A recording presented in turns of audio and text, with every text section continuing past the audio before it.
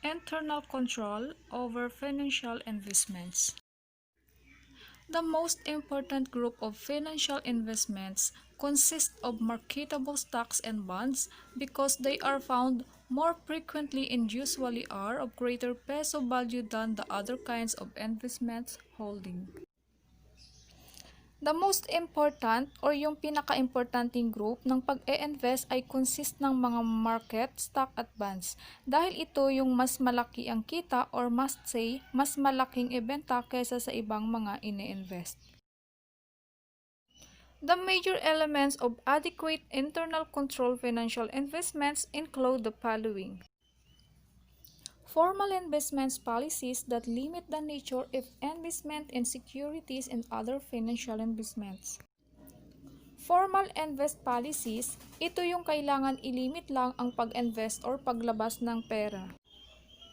An investment committee of the board of directors that authorize and reviews financial investment activities for compliance with investment policies.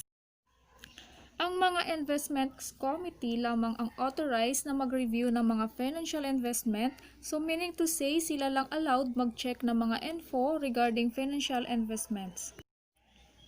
Separation of duties between the executive authorized in sales of securities and derivatives instrument, the custodian of the securities and the person maintaining the record investments. Separation lang ng nagtrabaho sa lahat ng nabanggit.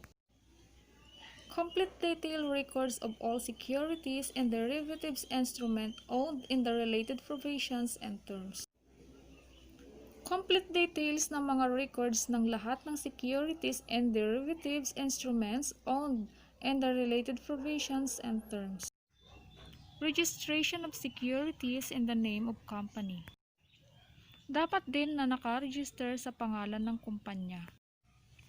Periodic physical inspection of securities on hand by an internal auditor or an official having no responsibility for authorization, custody, or record keeping of instrument. May physical inspection din ang mga securities sa mga internal auditor.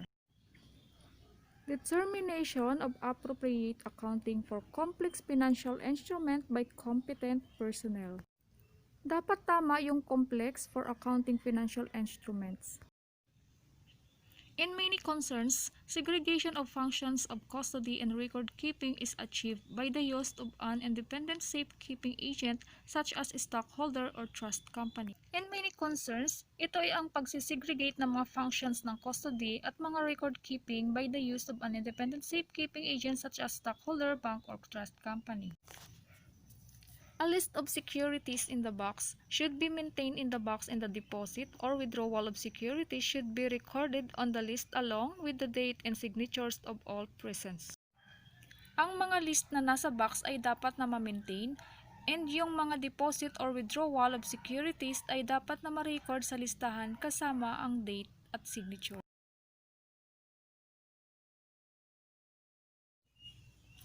Complete detail of all securities and derivative instruments are essential to satisfactory control.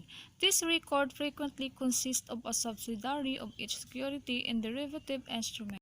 Potential misstatements, financial investments. Description of misstatements. Misstatement of recorded value of investments. Example, error, failure to record changes in market values of investments. Fraud, misstatement of the value of closely held investments.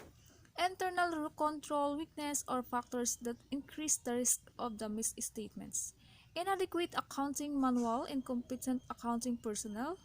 Ineffective board of directors, audit committee, or internal audit function not conducive to ethical conduct. Undue pressure to meet earnings targets. Internal control, weakness or factors that increase the risk of the misstatement. For example, an effective control environment, a lack of sufficient capital to continue operations, and declining conditions affecting the company's industry may create pressures or opportunities to management to manipulate the financial statements, leading to the higher risk of material misstatement.